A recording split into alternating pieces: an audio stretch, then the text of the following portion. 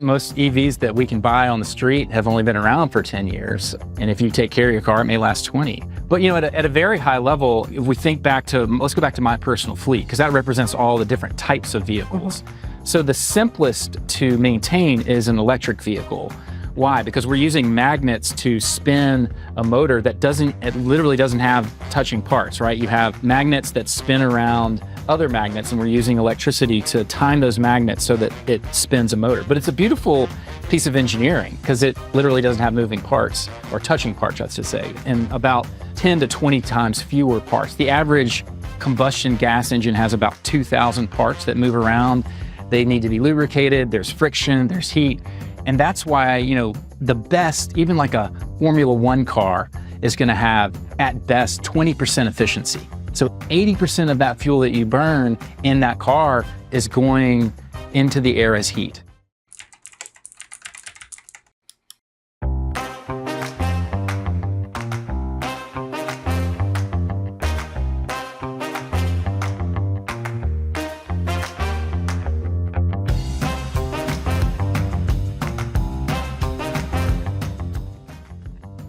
Joining us today is Matt Candler, founder of both My Next Electric, a community of people curious about electric vehicles, and Night Shift Bikes, an electric vehicle design studio in New Orleans, Louisiana. Matt started building electric motorcycles in 2006. His bikes have been featured on TV, in books, and at national bike shows. In fact, the Walking Dead actor Norman Reedus rode one of Matt's bikes on Norman's TV show. Now Matt's helping other people go electric. Matt, thanks for joining us today. Thanks, Amy. It's great to be here. Matt, I'm thrilled that you're here. Like, if we're going to talk with one of the best educators in the region about what's going on with electric vehicles, it's you. So thanks for taking the time today. Come chat with us. So today's episode, we want to debunk the statement that EVs are not practical and they just only come in sedans. So many people feel like EVs don't have what they need. Maybe they have 4 kids and I can't fit my entire family in a sedan, or I need a trailer, right? And EVs can't haul things. So let's tackle these questions.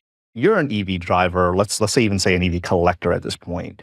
Can you tell us about how the EV range, how do you use them? What do you like about the ones that you play with? I'm going to go with EV nerd, my favorite term, but the way I enter into this is as someone who spent his whole life as an educator. And then I got into EVs as a hobby when I moved here in 2006. And so whenever we talk about this, I'm always curious about what do I have to learn to use an EV that I already sort of assumed about using a gas car. We've all spent our whole lives with gasoline cars. And I think the best place to talk about it is through the concept of your family fleet. So let me just describe my family fleet, and it'll give you a flavor of how I actually use each vehicle. So I have 2 teenagers who both drive, and they have my old small city car. It's a fully electric car that weighs 2,400 pounds, and it goes about 75 miles on a charge. But it has an onboard gas generator that has a, believe it or not, 2-gallon gas tank. So this is a restriction from California laws from a few years, but that car will give you 150 miles if it's fully charged and if it's got a full tank of 2 gallons worth of gas. Perfect city car, tiny, will fit anywhere. Also the car that's cheapest to insure. My partner, she drives a minivan that's hybrid electric. So this is a car that has a full V6 that'll do 400 miles on the gas motor. But if it's charged up, it will do 30 miles of electric range. Again, like a perfect car for that part of our work where we've got to do 30 miles of picking up the kids that don't drive, daily errands in town. And then if we need to hit the road, I got a full tank of gas. I don't have to sweat it. And that thing will charge up on a 110 outlet at 10 cents a kilowatt hour overnight. Which is the outlet that everybody has. Then you plug your lamp in your laptop. Blender, That's exactly right. Regular old wall outlet. So I don't have to spend any money on a charger. And out of the box, that car is giving me electric whenever for most of my driving, but no stress about road tripping. Yeah. And a lot of space too with the minivan. That's my favorite car. That's great. And then I drive an electric truck, fully electric. It's the newest car in the family fleet. It has 330 miles of range. It does 0 to 60 in 3 seconds, and it'll pull 11,000 pounds. Oh, wow. And so, if I just sort of paint you that picture, those are my 4-wheel vehicles, and that's a really pretty diverse fleet. It'll do anything you need. But what's also interesting is as you start to get into electric, remember, I got into electric through two-wheel vehicles. So in the back of my truck, 24/7, plugged into the outlet in the car is a small e-bike. And so that bicycle will do 10 miles of range.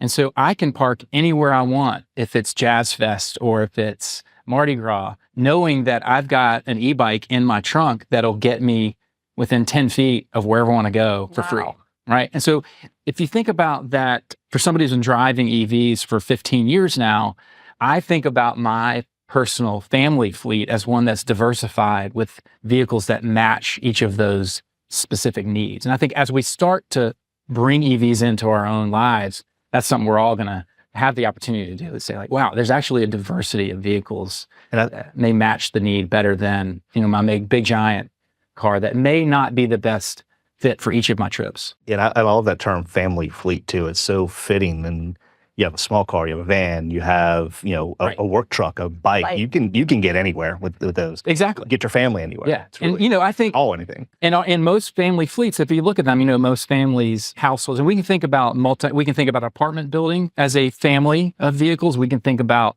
roommates, folks that are living together. And if you think about it, parking, getting gas, moving things around, we do kind of treat our cars as if they're parts of small fleets. And historically, we've all had cars that are roughly the same size and shape, and they're getting bigger and bigger and bigger every year. But what we'll find, I think, hopefully, one of the promises of going electric is we can spend a lot less money on some smaller vehicles that actually do a better job of solving most of our needs. More than 50% of the trips that Americans take are under 3 miles. And most of us are driving a 400-mile range car to get that job done. They have the same car across. Which now on average costs more than $50,000. Okay, and we're going to get into some costs and things like that later. So as EV options, come online, it's happening, it's 2024, everyone's hearing it on the news. Do you think they're coming, the optionality is coming online as fast as consumers need it? No, I wish we had more options than we do, but man, things are changing really fast. I'll give you one example. So we talked about price. So in 2022, an electric car on average was 15% more than the same gas car. And last year, that number dropped in half to 8%. And the numbers just came out for December 2023.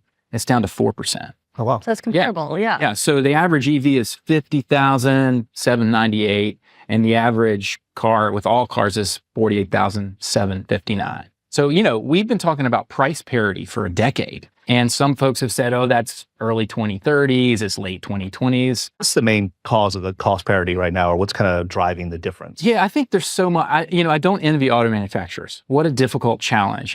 Clayton Christensen talks about the innovator's dilemma, and if you're an incumbent, you're struggling to figure out how to adapt to really big shifts in technology, and gas to electric is that, if anything is. I think batteries are the biggest cost in an electric vehicle. And so getting that cost down, but I think more importantly, sizing it correctly. I don't want to be critical of auto manufacturers, but let's be transparent. They have gotten most of their profits over the last decade or so from making bigger and bigger and bigger cars. The SUV laws allow them to build cars on truck chassis. And those are most of the profits of almost every Detroit manufacturer and even most of the worldwide manufacturers.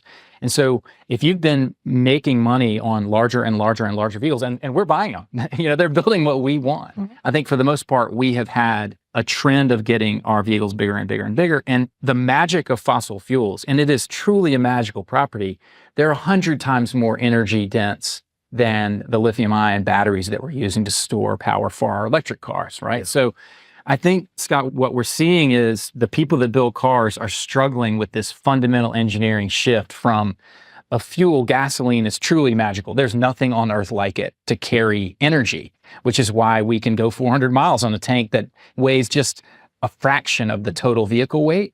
But then if we switch to a battery, now 2 orders of magnitude less efficiency. So we really do have to think about how big that battery is going to be, how much it's going to cost, how much it weighs.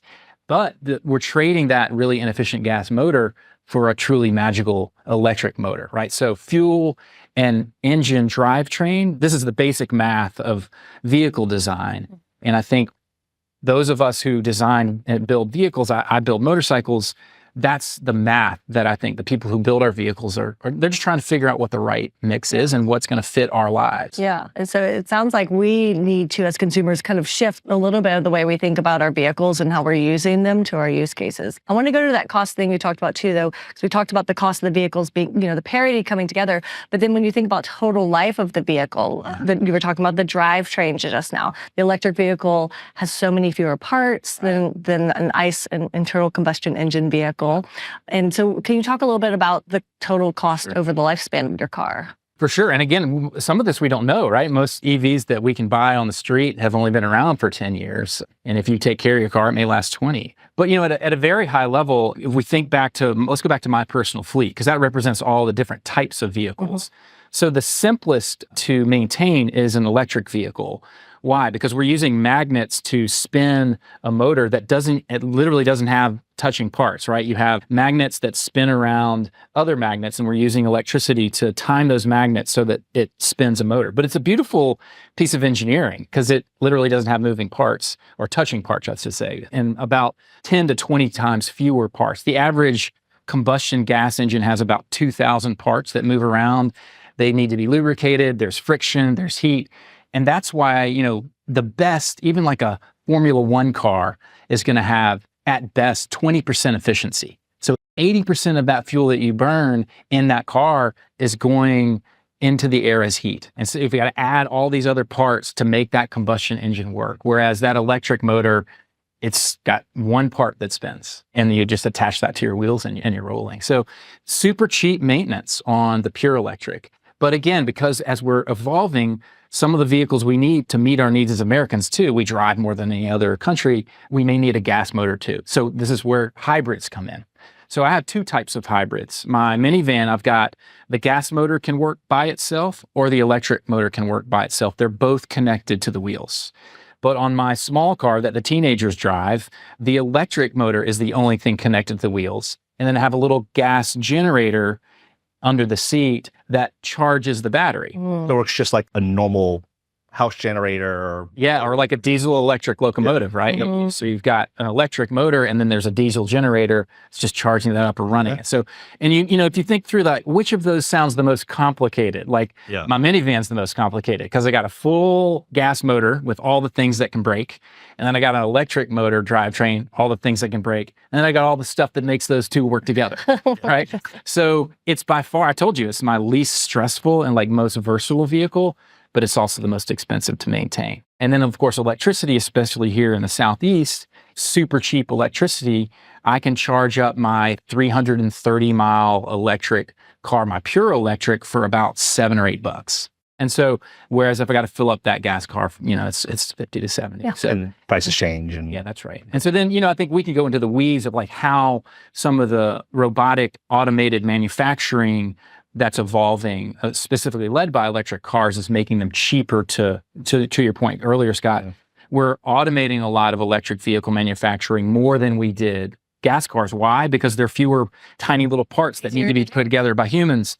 But the downside of that is all that automation means that one part that a robot did in one step, if you have a wreck and you need to fix it, now you've got to take that whole thing out and take it apart. So this story of Hertz over the last 2 years, they bought more than 100,000 electric cars to rent. And they're already selling those. 20,000 of those used cars less than a year and a half later are on. You can go buy them right now because they were experimenting with electric vehicles, trying to see like folks want them. And they really got into it because they were convinced that maintenance costs were lower, but then they found that body work was higher. It starts to make a little more sense. Like if I have a dent in my electric truck, the body part that I do have a dent in the back, unfortunately. And my first dent, it's the worst, right? Your first dent. I had one too. New car, right? I got it. You got to get through it. So my first dent, like it's part of a body panel that goes all the way down the car. Yeah. Whereas in a gasoline car, just because of the way we manufacture cars for so long, that would have been a much smaller part to replace. Interesting. Yeah. So users, car builders, vehicle designers, we're all going through this journey of figuring out what's the right mix for this new technology combo. Right. And I have to thank all you early adopters for getting out there and figuring it out for the rest of us. Yeah. Well, I think that's true on the manufacturing side too. Some folks are like, let's go all in. And there have been some like all gas car manufacturers who have said, this seems really scary, y'all. But like last year, there's one manufacturer, second biggest in the world. Actually, it took over and they sell the most EVs in the whole world. They used to be a gas car only company. And then many of the folks in Detroit are not sure yet. And last year, EVs slowed down. They were still growing way faster than gas cars. And maybe it's a few years on hybrid. So like we're all humans trying to figure out this new technology, which we have, because it works so well, have taken for granted for a century. That's really interesting. Yeah. So when we look at how does the everyday driver look at the buying experience, right? When it goes into it, what kind of considerations should people look at when they're go to buying the right EV to meet their fleet needs as you kind of family fleet. Yeah. All right. So I've got an acronym for you. It's CARMA. Okay. So we'll go through them. So charging. Okay. With a C then. CARMA with a C. CARMA with a C. Yeah.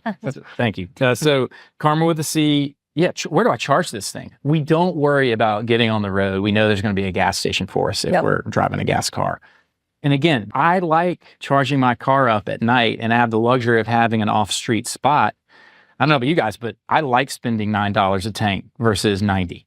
I like just leaving every day with a full tank. I like leaving or having to go somewhere. Yeah.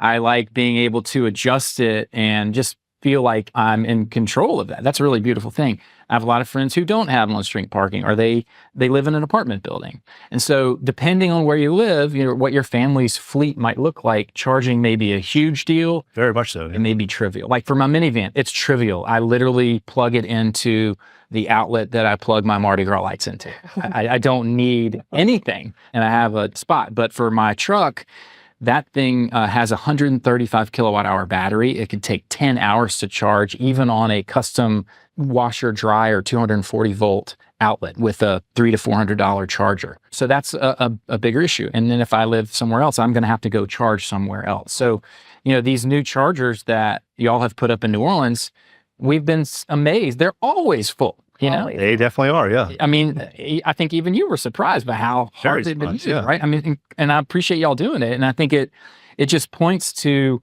the humans out there using EVs are going to be creative and curious about it. But that's why the acronym starts with charging, because it is the biggest. Very important. It is the one. Yeah. Yeah. And again, why, if you're just talking to me as an educator / vehicle designer, my vehicle designer knows that the battery is 10 times, actually 100 times worse at storing energy. So we really do have to start there. Where do we get the juice for our car? But it's very doable. And if you figure it out, it can have 10x benefits for your wallet and add all this really cool convenience. And we can talk about uncharging, like I can plug my e-bike into my car and it's always charged. I can plug my house into my car. That's a big thing too. Like with a lot of the newer vehicles coming out, bigger batteries, like that is energy storage on wheels. Correct. That you can power your house from for a few days even. That's right. Or power your TV at a tailgate. Go to a tailgate, power your TV, power your bike, I've seen people cooking on the side, plugging into the back of their truck and just using that battery power. I've heard stories of go on and on during hurricane evacuations, coming back into the area, camping in their cars, just living off the battery, using the AC to keep cool because they don't have power at their house. So it's a lot of great options here for what we can do with these vehicles. Well, and let's talk about the size of those batteries. Like, so in my house, I have solar and I have backup batteries. So I don't have a gas generator, but I can make it through a storm. In fact, I turned my batteries on the Wednesday before Ida hit, and we were able to help neighbors in the neighborhood, some folks who were on oxygen, some friends who just needed to cool off. And so we were a little community center, a little lighthouse. And that experience and some other folks in the city led to this project that we call Community Lighthouse. We're putting solar and storage on houses of faith and nonprofits all around Louisiana. And y'all are helping us do that. But in some of those installations, we will set up two-way chargers so that the vehicles that folks in the neighborhood own can plug in and provide even more capacity so that facility can stay on indefinitely. And so I have 30 kilowatt hours of batteries on my house, which will let my house go one night. But I told you my truck has a battery that's 4 times bigger. So if I could just plug in my truck, now I can go a week, right? And so again, charging is a challenge, but if we're all driving rolling batteries, there's really some pretty cool stuff. There's so much opportunity. Yeah. And so I think that's like I carry an induction stove. I can have an instant camp, cookout You at never any know. moment. Yeah, The you never know. apocalypse hits. Cookout may break out. Yeah, especially in this area, going to a tailgate, going to a festival. Yeah, I have a full-size tent and stoves and bikes and a cooler. I have a 12-volt cooler, and that runs in my car. Right. So yeah, I'm ready. Y'all let me know. We can have a cookout. Bringing us back to CARMA, though. Yeah, we're on 8. CARMA. We got let's go through the other 4. So affordability. We just talked about that. We are coming into price parity. It may hit this year. And again, let's think about the engineering of a vehicle. An EV is much simpler. Once that price parity, we pass it, there's no going back. Electric cars will continue to get cheaper. The tension is whether or not as drivers, we're going to want really big cars. And because that battery is so less efficient than gasoline, the bigger you make a car, that much bigger you need to make the battery. Yeah. Right. And so that discussion between buyers and producers of cars as it evolves, and my hope is that as drivers, we will start to see the benefits of making our family fleets more heterogeneous, because it's going to unlock tens of thousands of dollars of every family, because we won't have to spend 70 grand on a giant SUV that does 400 miles. We'll probably need one of those in our fleet, but that second or third vehicle may have 4 wheels, may have 2, and it could cost us 10, 20 times less. And so, for me, affordability is not just, this is what I've been driving and I need an EV to do all the same things, but let me look at my family fleet and what's the affordability of my fleet as it evolves, right? Range we've talked about. It's part of this conversation. Charging, affordability, and range. So CARMA, we're at our range. How long do I need? We can talk to about when I take a road trip. Do I really need 400 miles or do I just need to get to the chargers? And then of course, right now we're talking about infrastructure of chargers. If chargers are every 100 miles, I probably don't need a 400-mile car. If chargers are every 200 miles, which is kind of where they are now in the Southeast, it's kind of stressful. If I'm driving a 200, all right. As I drive, all over this states and on the I-10, I know where the chargers are at. And so when you're out and about, going on long road trips is one thing, but really when you're out and about kind of running around town, it's not as important, right? Those chargers there, it's nice to have, going shopping, those things are nice to have, but they're not really needed until you start going on road trips. Yeah. I'll finish CARMA real quick. Models, and we've talked about that. I mean, the year 2024 is going to be a year of like, holy cow, like there's some really, really cool stuff coming out. Korean cars are getting really, really cool. There's a bunch of Chinese cars, which we can talk about the politics of that. The European cars are getting really interesting. Detroit is struggling. Detroit's going to make some really cool hybrids, which I think will fit the lifestyle of a lot of Americans, and we'll probably see some neat hybrids. And the Japanese cars, they've been way ahead of everyone on hybrids. So this is going to be a really cool year for models. And then the last A is just awareness. Like, this is an education and a learning journey that we're all on. And it does take some time to learn it and to internalize what this shift in the technology is from gas to electric. So running down charging, affordability, range, models, and awareness. That's the CARMA. That's great. I love it. That's a great takeaway. It's a good thing to remember as you're looking at, again, going back, what are people looking at when they're buying cars? Exactly right. CARMA. Remember that. Live it. Sweet. Yeah. It's a good one. Yeah. I did not make that up. I stole it. Oh, really? Okay. But I stole it with a lot of enthusiasm. Good. I love it. Going back to the M, the models. Yes. So who are the best people to adopt based on the models that we have today? Let me go through a real quick fun chart. There are a few car manufacturers that are all electric. Some examples, Rivian, Tesla, Fisker. These are examples of companies, BYD, actually, the Chinese company, all electric. Everything they sell is electric. Some other names that you may know, this is as of last December, 12% of BMWs are electric. 11% of VWs are, 11% of Mercedes, Audi, Volvo, Porsche. The German companies, about 10% of their cars. Genesis, Hyundai, Kia, they're in the 3 to 9% of their models are all electric. And then most of the Detroit manufacturers are in the 1 to 4% range. So that just gives you a sort of shorthand on what types of models are out there. I think we can't get a lot of those Chinese cars in the US, so I'll hold off on that conversation. Kia and Hyundai, they are two separate companies, but they overlap a lot like VW and Porsche. They're kind of the same company, kind of not. They've been building cars for Americans for a long time. And I think they understand what we need. They understand how things are different, and they're embracing electrics. There's some really cool cars coming in from those companies that, again, fit the need. There's small SUVs, there's big SUVs, there's small crossovers. I'm a kid of the 80s, and there's even a super cool hot hatch coming, like I love straight up VW GTI, electric only. I cannot wait for that car. And so I think, auto manufacturers who, and again, I really empathize. Some manufacturers are like, oh my gosh, I am really scared of this EV thing. I don't know what to do. Let me make EVs walk and talk a lot like the gas cars that I have made for 100 years. Others are saying, look, this is hard, this is challenging, but let's get imaginative. Let's embrace what this technology can do. And you see some really cool stuff coming out. Another example, Volvo, a Northern European manufacturer, has a small SUV at $35,000 coming out. Here in the Gulf South, the dealer matters. So that Volvo is an interesting car in the sense, and the reason it's interesting for someone who lives in our part of the country is because the dealers here are open to it. And some dealers are scared. If I was an auto dealer in the Southeast, I would be scared. What do I do? How much do I invest in selling EVs when I haven't heard from my buyers what they want?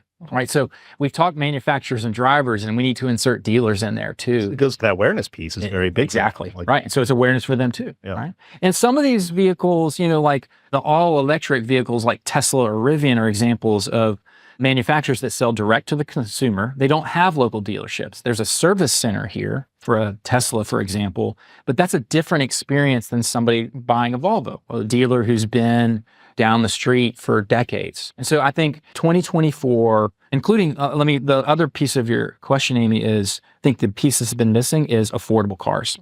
Most of the EVs that we could buy over the last few years are pricey luxury. And I was going to ask, who's underserved here? Yeah. I think folks who can't spend 75 grand on a car are underserved, which is almost all of America. Yeah. Right. And so why is that? I think, so again, we've been able to build affordable big cars. We haven't figured out how to build affordable electric cars, big gas cars. And why? Because if we understand just that basic fundamental that storing energy in a battery is 100 times less efficient than storing it in a gasoline tank, now we start to uncover, this is why EVs they cost so much more. But as the price goes down and as we get to think about a flexible family fleet, including smaller cars, then the benefits of going smaller go to the benefit of the buyer the other way, right? So a small 200 or 150 mile range EV for the city, again, that'll cover 90% of the trips that we take as Americans, is going to cost 20 grand really quickly. And also, I think it's the cars too, when we look at those underserved communities, it's the charging infrastructure. Exactly. A lot of people don't have access to their own parking spot. They live in a city. They live in an apartment. They live in an area that may not have a dedicated charger. So having investment come in and put chargers in places where communities can use them for those types of underserved communities is going to be very important in the future. Yeah. When you mentioned our charging project we did at Entergy New Orleans earlier, that was a big part of our strategy there, is getting them spread out through the city of New Orleans, not just in one area, but looking across the city and where potential future need could be in these underserved communities. So it's the vehicles, but also the charging infrastructure. And you told me, I remember you telling me stories that every charger is being used. Oh, very much so, yeah. Every neighborhood. Yeah. I think the other detail that you bring up, Amy, is charging also includes charging speed, right? And so I think, again, generally speaking, as we enter into the conversation, we think about cars got to go as far as I want it to go, and it's got to do as many miles as I could ever imagine doing, even if that's only like tiny percentage of the trips actually take. A small, affordable city car that charges really fast because I may not have charging at my house could easily be built for $25,000. If any of these manufacturers wanted to put their brains and their minds and their balance sheets behind it. And I think some of them are doing that. And you're going to see the emergence of a few of those cars that are small, that are affordable, that are as much fun to drive as the $75,000 one. In fact, more fun, right? Because again, if we make that battery smaller, every time we make it a little bit smaller, it gets 100 times less difficult to carry around because the weight goes down, right? So lightness and smallness actually makes that car more fun, more affordable, and easier to charge. And so if as Americans, we can take the shift, and again, I'm not asking everyone to live like a European, but let's think about that family fleet as being diversified, not homogenous. And suddenly this conversation unlocks, and we might all have a $25,000 car in our fleet And it might walk and talk more like a golf cart than a 7,000-pound SUV. And it might be as fun, more fun. I'll tell you about one project I'm doing to experiment with this. So I come at this as an educator, and I'm just fascinated by how all of our brains are having to do this learning work. Like, it's a lot of work. We've all gotten used to gasoline because it's magical. It's really good at its job of carrying energy around. But I just yesterday started a project in my shed, in my motorcycle studio. It's the first car project I've ever got. But there's a car that Fiat made in 1957 called the Fiat 500, the smallest car ever made. Imagine a VW Bug and then put it in a shrink machine and shrink it by another 20%. You've got a Fiat 500. Yes. Tiny little car. 500 because the engine was 499 cc's, and they're like, we'll just round up and call it 500. 20 horsepower out of the factory. Wow. It probably has 10 now. And so I'm taking that gasoline motor out, and I'm putting motor and engine and all of the guts from an electric motorcycle that I bought used, and I'm jamming that into the back, and I'm turning it into an electric Fiat. You're dealing with a motorcycle. That's right. So I'm taking the motorcycle. That's all it needs, yeah. And the motorcycle has all that stuff in a space about this big, and that's the exact same space as that motor in the back. So I can pull that out, and I'm going to just do a heart transplant. And all of the electronics and everything else that goes with that electric motorcycle are going to go in. I'm going to have a 1,100-pound four-seater that I can drive around New Orleans with roughly 75 miles of range. It'll be hilarious fast. Yeah. I've upgraded the brakes. But every time I drove that car around as a gas car before I started converting it, it's the most fun you can have on a street in New Orleans, this side of a parade. Like, it's a blast, and I think we should drive it in a parade. Well, I will. Yes. I'm actually, that's my dream, is to get it in a parade. But, I think we forget that well-designed product that help us live our lives better can be fun, right? And that, I think most of the people that I know who are professional vehicle designers want to delight and serve people with vehicles that do the job better than the vehicles that have already been designed. And I think, you're starting to see, as drivers, as dealers, and car manufacturers, we're all starting to kind of rub our eyes and open up to the idea that, okay, this could be really fun. If we can all show respect to everyone in this equation, that the shift is very uncomfortable. It could be more difficult for some folks than others, and it's gonna be new for a while. Again, as someone who's been jamming electric motors into vehicles that were not designed to have them in them for 17 years now, I'm just completely convinced that having this conversation is worthwhile, because I think there are financial benefits, there are health benefits, and there are just fun benefits to thinking about a future where our family fleets are way more interesting and fun to use, and frankly more affordable to use, than the monolithic fleets that we use today. This is a good segue here. You mentioned a lot about the importance of home charging, the family fleet, the different styles. What type of considerations go in when installing a home charger? Is there a difference in the type of charger you need, power capacity, the different types of vehicles? You mentioned you charge the van on a normal 120, but different charger for your truck. Talk about that. What kind of considerations matching a charger to the type of vehicle you're getting? Great question. So there are 3 levels of chargers. The first is level 1. It plugs into the standard home outlet that we all charge our phones with. And all cars come with a charger for that. And that's really a $100 charger. So most cars throw that in.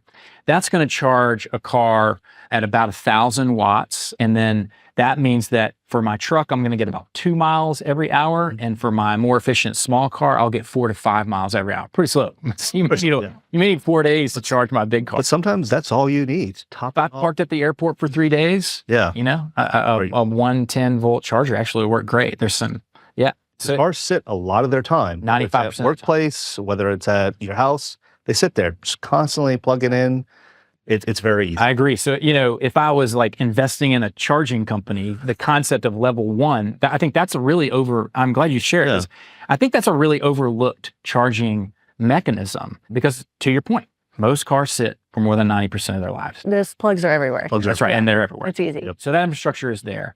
So if you have the parking spot, you can afford it. That's the cheapest and the most affordable. It's also the easiest on the battery. But as the car, for a bigger battery, there's a level 2 charger. Like for a bigger battery, like your truck has. Yeah. So like my truck has, again, 130 kilowatt hours at 1,000 watts. That would take 130 hours to fill up in the regular outlet. If I go to the 240, which is the outlet that we plug our dryer into, 240 volts. 240 volts, right? This is still alternating current, just like house voltage. Every house has 240 in it. I'll need to spend $200 to $400 on a charger that can plug right in. If I already have that outlet, all I got to do is buy it off of online or buy it from the manufacturer. A lot of manufacturers will say, hey, thanks for buying the EV. Here's the name of a company that will come to your house, check it out, and install it for you. And that may cost $1,000 to $2,000 of electrical install. There are federal rebates for that. There's local rebates and for that. rebates for that Yep. too. Thank you. Right. So most of those fixed costs go away and then just becomes a feature of like, do you have the space and how far away from the house is that? And then level 3 is now alternating current is what we run our houses on. The level 3 charger is the high-speed charger that instead of, so on that level 1, my truck will take 130 hours. Level 2, it'll take about 10. And if I pull up to a high-speed charger that's on one of these national networks, I'll pay 3 to 4 times more, but I'll get that energy 30 times faster. I fill that car up in about 20 to 30. You're paying for really the convenience, right? Like just like for gasoline. road trip. You're not paying that much when you from home because a lot of charging takes place at the house, right? Like the majority of it. And I, again, for me, like this is such a fascinating conversation for us as Americans who pride ourselves on our independence and our flexibility to make our own choices. With an electric, I can choose, I'm going to charge it. I have solar, so I can charge it at home. I can take it and use one of y'all's free chargers. Even if, if I have to go to a charger that costs 10 or 20 cents, that's still 10 times cheaper than gasoline. If I'm on a road trip, I'm willing to pay 3 times as much because it's still cheaper than gas. And it's rare to be on a road trip. And I have control over that. Yeah. And I have control over how that affects my wallet and how it affects the durability and life span of my vehicle. The unfortunate thing is that is a different product. It is a different company. I was speaking with an auto manufacturer about their training for dealers and drivers last month. And I was surprised at how the cultural mindset they had about that was, as soon as we stopped talking about the vehicle, they felt, I heard this word, quote, the phrase was, quote, we need to stay in our lane. And they didn't want to talk about charging. And I think that's a misunderstanding of They go together. We experience the product. It's part of the product. It's part of the experience. And so if I'm an auto manufacturer and I'm fighting that culture of like, we build vehicles, someone else fuels them, I think we need to, that's again, an awareness problem. The product you're selling includes the charging, right? I have to embrace the fact that helping my drivers charge and enjoy that and understand what that brings is part of the deal if I want to sell cars. Nice. So Matt, you have people coming to you every day, not dealers. They're coming to you and asking you about how to go to electric. What is something you would tell somebody that's considering an EV? How would you kind of step them through getting there? So my biggest challenge as a former math teacher and an EV nerd is to not get too into the weeds, but I fundamentally believe that like getting a little bit of the understanding of that science, just that very simple math of the gasoline cars that we've all driven for 100 years have a magical fuel and a very poor engine to translate that fuel into motion. The electric car has a bad energy storage system and a magical motor.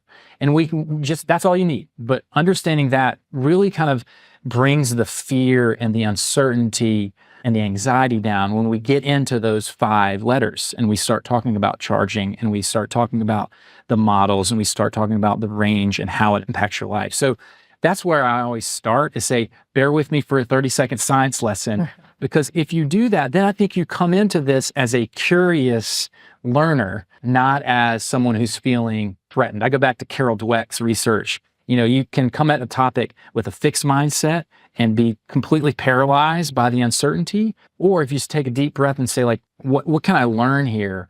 I really do think that like that technology mix is going to open up way more interesting, way more affordable things for folks. As soon as I get through my annoying science lesson, we get quickly into how are you using your vehicles right now? Just tell me about your family fleet Yeah. and tell me about how you use those vehicles. And we go from there. And then we start to say, what's the first vehicle that we might electrify that minimizes, stress and maximizes money savings? And then we go from there. And I think that's another thing. It's like, this is not a tomorrow I've got to go sell everything that runs on gas and buy an electric vehicle. A, they're not available. And B, that's irresponsible for your family, not to mention your wallet. So this is a 10-year journey we're all on, and we're going to just take steps.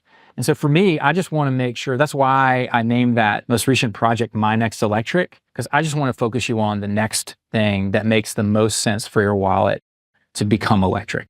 And it's about taking it step by step. It's not about panicking, and it's not about like feeling you got to do this. Yeah.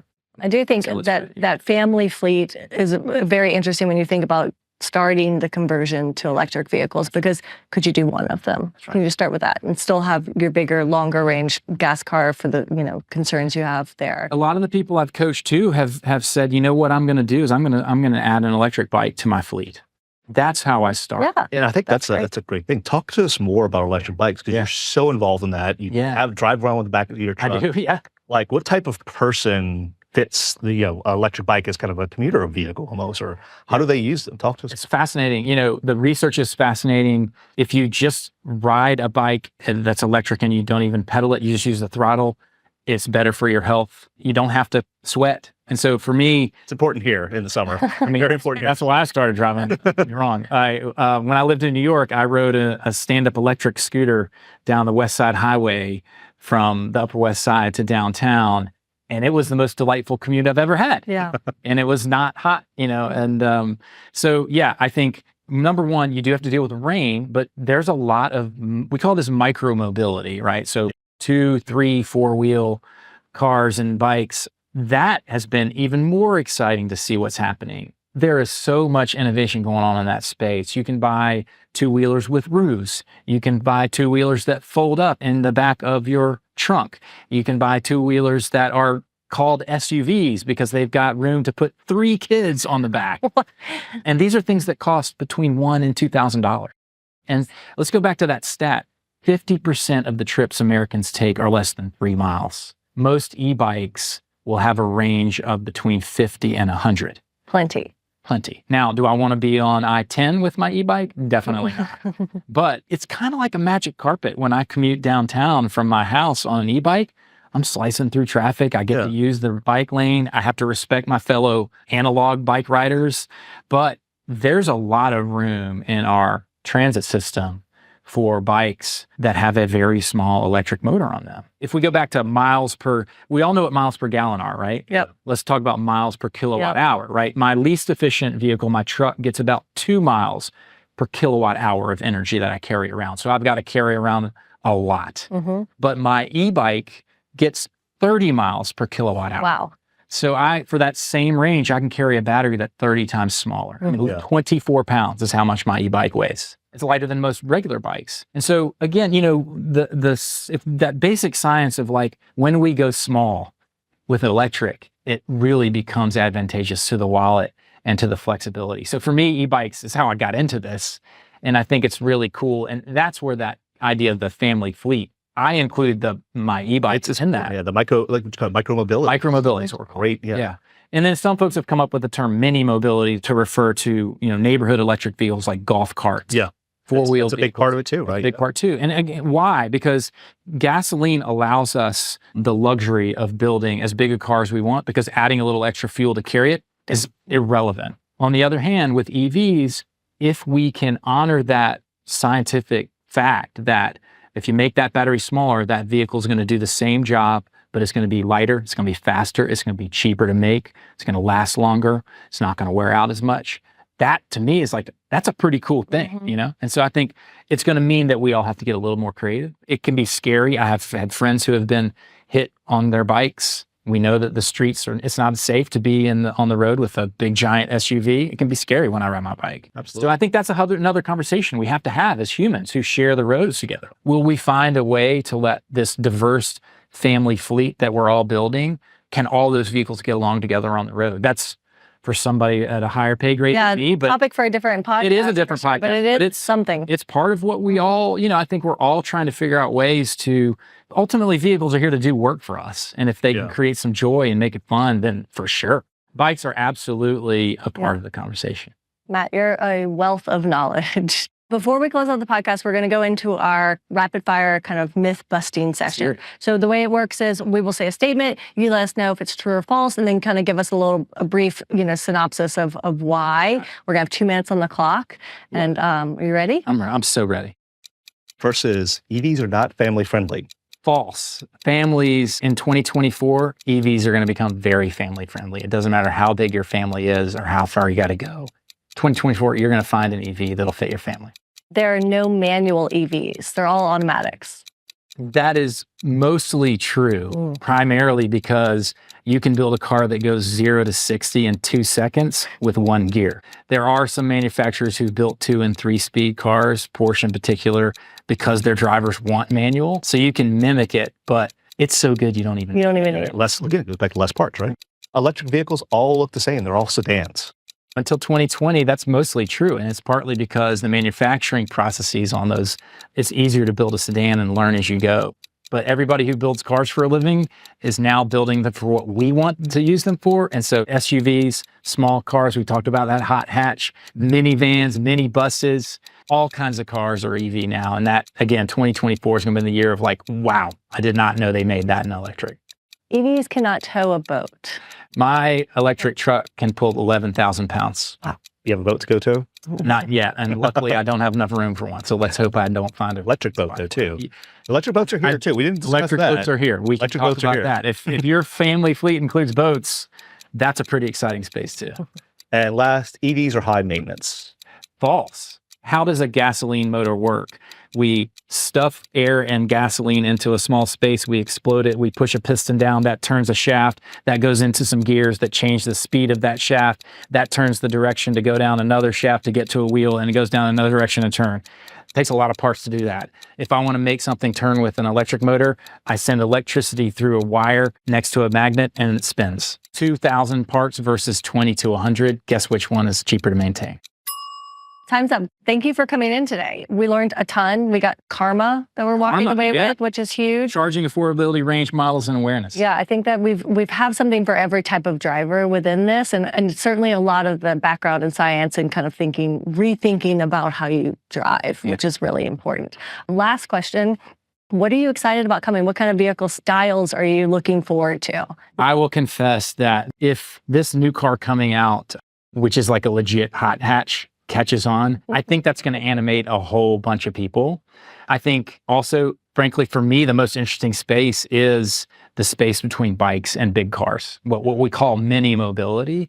I do believe that cars that are the size of this Fiat project I'm working on, that for me is the big missing piece of this really exciting family fleet future that we have. So that's the space where I'm spending a lot of my time.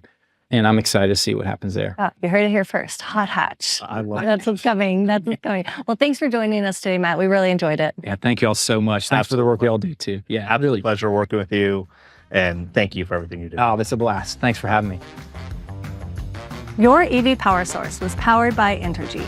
We hope today's episode has charged your interest in the exciting world of electric vehicles.